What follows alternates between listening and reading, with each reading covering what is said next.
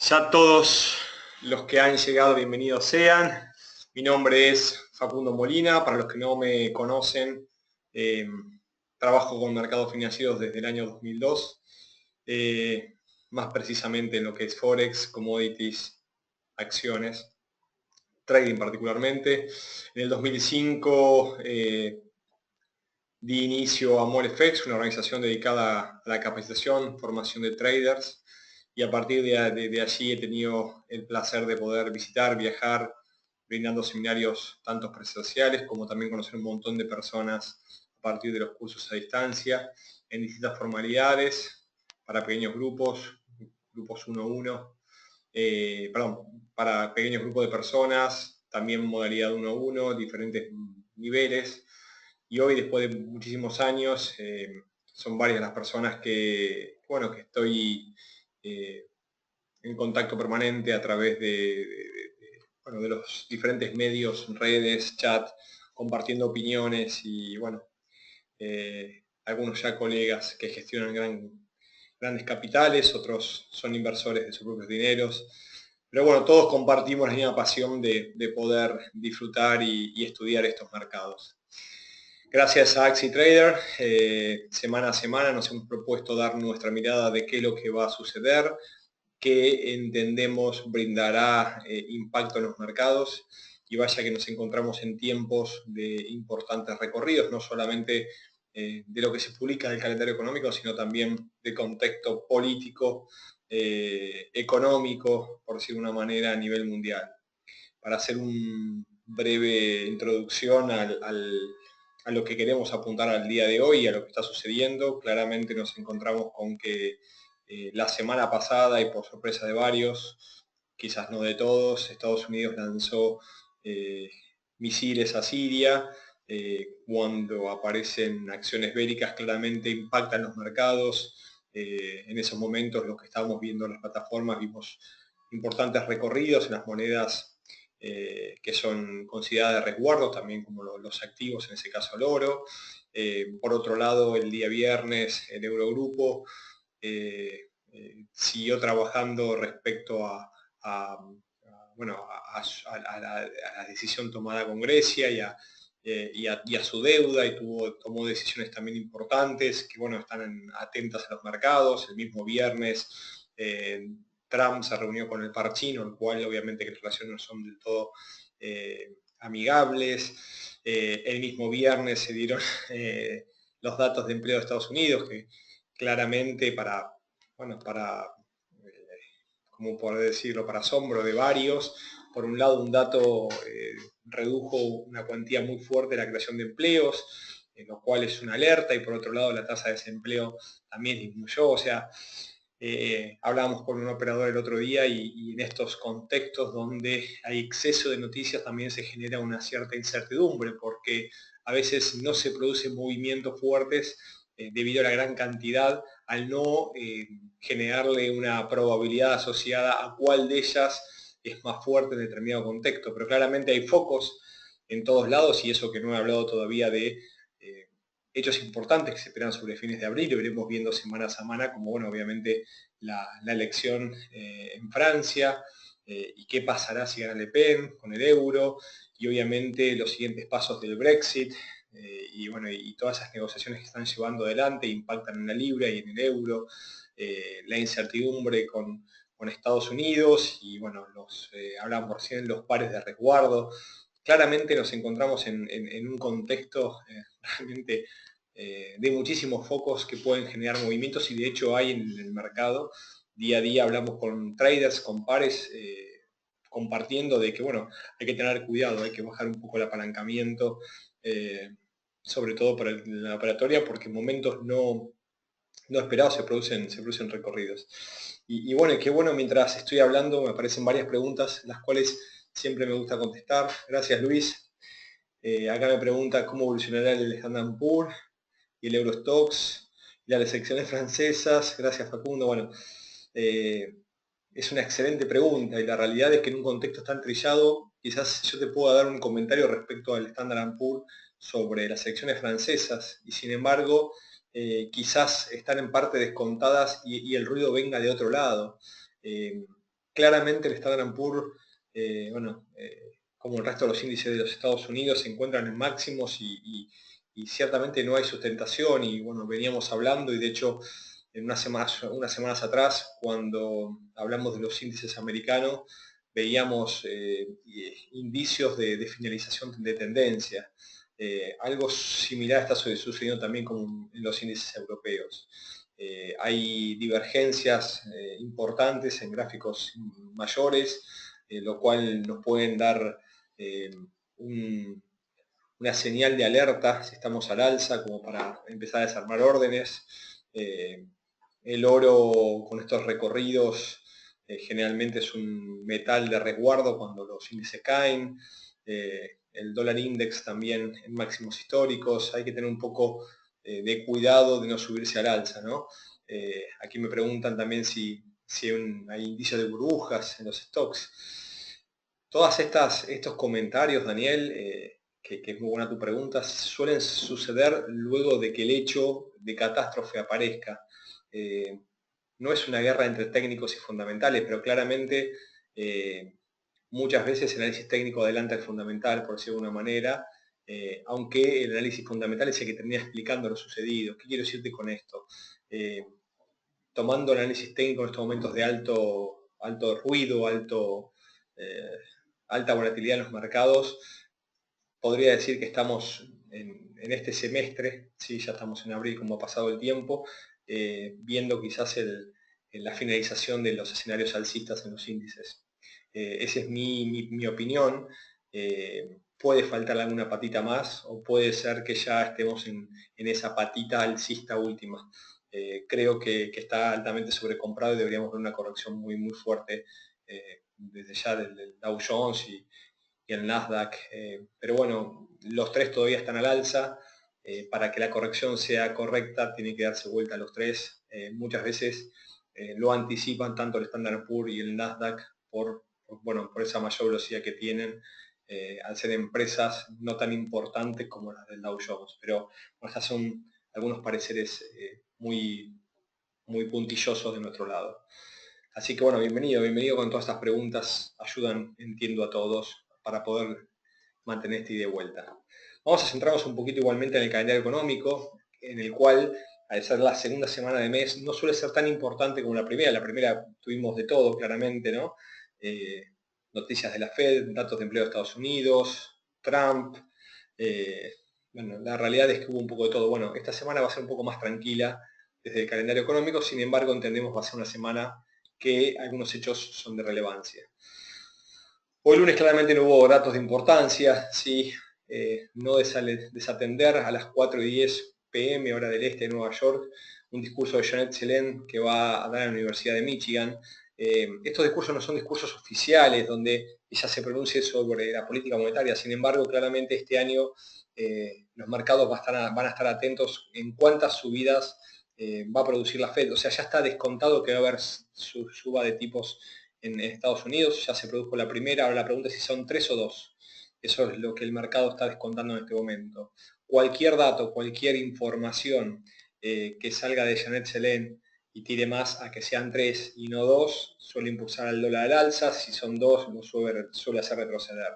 El viernes también uno de los miembros de la Fed, Dudley, que tiene derecho a voto, brindó comentarios que no va a haber ninguna modificación, que Estados Unidos y la Reserva Federal van a continuar con todo lo pactado, y claramente el dólar se recuperó de una manera muy importante respecto al movimiento del día jueves. Sin datos económicos de importancia, tengamos en cuenta a las 4:10 del este un posible movimiento a causa del discurso que dé Janet Yellen en la Universidad de Michigan. Ya mañana martes de abril desde Reino Unido se conocerá la inflación minorista o el índice de precios al consumidor. Reino Unido que viene dando datos buenos, a veces no tan buenos, pero el trasfondo claramente es su salida a partir del Brexit del Eurogrupo, bueno, de la Eurozona quiero decir, perdón. A veces estos datos pasan un poco desapercibidos, pero la inflación es un dato más que relevante, se espera una disminución en 10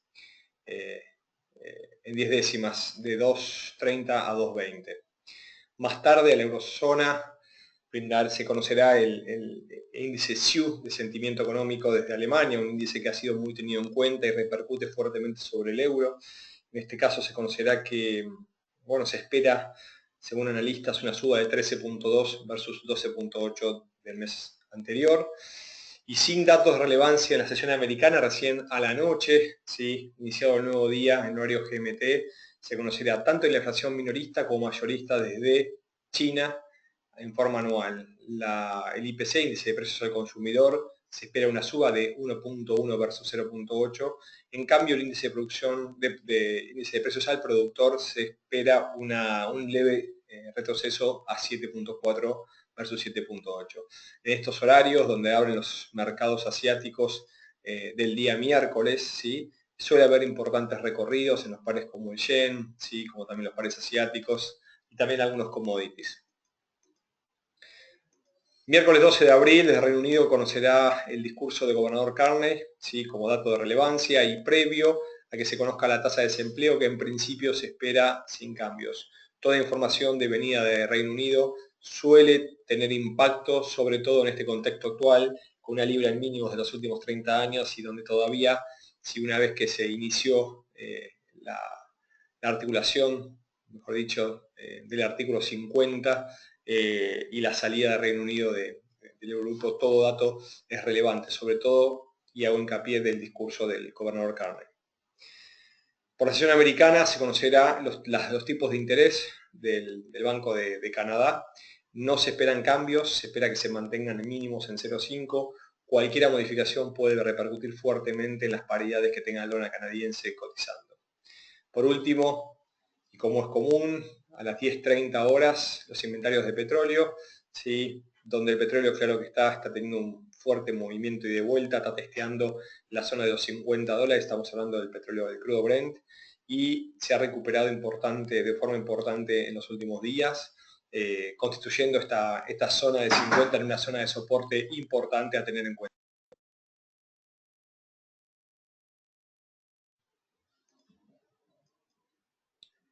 Por último, y el miércoles 12 de abril a las 21:30 horas del este se conocerá la tasa de desempleo, la cual se mantiene 5.9 versus 5.9, es la expectativa sin cambios. Este dato también es muy importante en las paridades que tiene el dólar australiano cotizado. Yendo el jueves 13 de abril, ningún comentario respecto a la fecha, suele ser los martes o los viernes, no los 13. Se conocerán las peticiones de desempleo, como es conocido semana a semana. Será un dato, entiendo, de importancia, se espera una suba en principio y entiendo lo que sucedió el viernes pasado con una creación del empleo muy por debajo de lo que venía sucediendo. Va a tener impacto y va a ser seguido respecto a los próximos pasos que va a seguir la Fed. Si las peticiones de desempleo, de subsidio por desempleo siguen al alza, no es bueno para el dólar y podemos ver un retroceso del dólar en los próximos días. También se conocerá el índice de precios al productor, tampoco es un dato que se espera bueno, se espera una caída desde 0,3 a 0. La Fed está siguiendo muy de cerca los datos cercanos a la inflación, porque claro está, más allá de que ha subido y ha comenzado la suba de tipos, todavía no llega a la inflación esperada para prolongar o continuar la misma senda de subas. Por último, el mismo jueves 13 se conocerá como último dato de relevancia el sentimiento del consumidor de la Universidad de Michigan. Se espera un dato positivo en este caso, no es uno de los datos más relevantes, pero sin embargo puede generar un impacto, ¿sí?, o el último impacto del día. Vamos al viernes 14 de abril, último día de la semana, el cual obviamente tendremos festivos en varios lados, por ser Viernes Santo, festivo cristiano, tanto en la Eurozona, en Reino Unido, en Canadá, no así en los Estados Unidos, el cual publicará, y esto es importante en el contexto donde tanto los mercados europeos como de Reino Unido en Canadá se encontrarán cerrados, se conocerá el índice de precios del consumidor, y claro está, se espera una caída. Si se mantiene el dato publicado cercano al esperado, no nos cabe duda que veremos una caída importante del dólar estadounidense, porque además revierte la tendencia del último tiempo. en un contexto donde varios de los mercados más relevantes estarán cerrados, generalmente puede producirse mayor volatilidad. Estar atentos a este horario el mismo viernes a la mañana. En simultáneo, no solamente se considera la inflación minorista, sino también las ventas minoristas que se esperan, como hablábamos, sin cambio. Vamos a ir un poco a analizar algunas de las paridades y algunos de los activos desde los charts y brindar nuestros comentarios para estar atentos esta semana. Dicho esto, comenzaremos con el euro dólar. Bien. Vamos a ir a la plataforma de Axi, ¿sí? Y vamos a irnos al euro dólar, en este caso exactamente. El euro dólar nos ha jugado una pasada importante. Nosotros suponíamos o esperábamos que rompa finalmente la zona de 1.0830, 1.0840 e inicie un importante recorrido alcista. Parecía que estaba conformando un patrón de cambio de tendencia, un hombro, cabeza y hombro invertido. A los que nos gusta el chartismo, ciertamente parecía un lindísimo patrón de libro, como lo llamamos. Claramente no sucedió y aquellos que veíamos al euro en 1.12 todavía no abandonamos ese escenario. Sin embargo, se produjo un movimiento y un fuerte movimiento contrario, lo cual lo trajo nuevamente a esta zona de 1.06, luego tocar el día de hoy 1.0570. Claramente es un escenario desde el punto de vista político-económico bastante turbulento, por lo que hacíamos mención antes, y el euro no va a pasar desapercibido en este mes de abril, sobre todo por esas elecciones que esperamos en Francia, y vamos a ver qué sucede en Italia, si se llama o no también a elecciones. Ciertamente cayó, está tocando niveles de soporte. Entre 0.570 y 0.520 encontramos una importante zona de soporte para la moneda única. No abandonamos el escenario alcista, ¿sí? En estos momentos de alta volatilidad, más allá del recorrido que ha realizado, un nuevo intento sin poder quebrar la zona de 1.0520 puede que implique un mayor recorrido al alza o una mayor fortaleza de rebote en caso de no continuar. Dicho esto, todavía mantenemos probabilidades alcistas, sobre todo si se rompe la zona de 1.0830, 1.0850. Si ustedes recuerdan, 2 semanas atrás el euro llegó hasta 1.09, donde generó el máximo por aquí arriba y luego retrocedió. En esta nueva semana está ahora claramente en una zona de soporte 0.570 y 0.520. Si rompe la zona de 0.520, claramente podríamos ver un movimiento bajista mayor, abandonaríamos el patrón de cambio de tendencia, continuaría la tendencia bajista y deberíamos analizar otro tipo de escenarios con zonas de objetivos cercanas a 1.0370 y 1.0330, ¿sí? En primer orden, y luego obviamente otros escenarios bajistas de más relevancia para las próximas semanas. Pero en el corto plazo, en los próximos días, 1.0570 y 1.0520 son los niveles a tener en cuenta de soportes, con nivel de inflexión 1.0520. En el caso alcista, 1.0680, 1.0770 y 1.0840 serán nuestros niveles de resistencia.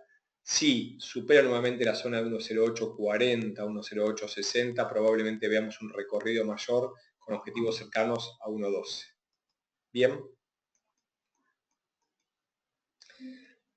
Vamos luego al dólar canadiense, sobre todo en una semana donde se conocerán, como decíamos recién, las decisiones del Banco de Canadá sobre política monetaria. El dólar canadiense viene claramente con una tendencia alcista, mínimos ascendentes claramente desde el 2014, desde julio, y una fuertísima zona de resistencia en 1.03, 35.80, 35.90 que no ha podido quebrar. Claramente se observa una lateralización muy clara y dependiendo quizás una acción en la política monetaria del país canadiense y de su entidad responsable, puedan argumentar nuevas subas. En el durante claramente la tendencia es alcista, de mínimos ascendentes dentro de una lateralización. Claras zonas para tener en cuenta para operar la paridad. 1.3270, triple nivel, ¿sí? Que no ha podido detener, es el primer nivel de soporte a considerar antes de tener en cuenta la zona de la línea tendencial, que en este momento pasa por 1.3160, 1.3180. Si quiebra la zona de 1.3180, 1.3160, ¿sí? Podríamos ver un movimiento bajista mayor, ¿sí? Y hablar de un cambio direccional. De lo contrario, las zonas de resistencias a tener en cuenta, en primer lugar es 1.3460, luego 1.3530 y finalmente 1.3590 como el nivel a tener en cuenta antes de observar una prolongación del movimiento alcista y cambio de escenario, como decíamos en gráficos semanales. 1.3590 es fuertísima zona de resistencia y es aquella que debería quebrar antes de prolongar un recorrido en dirección alcista. Bien. Vamos un poquito a Libra-Yen, una de las paridades quizás de mayor volatilidad en los mercados de monedas. Y claro que está que viene teniendo fuertes recorridos, más allá de que la libra se encuentre un poquitito apaciguada en el último tiempo. Vamos a los gráficos semanales.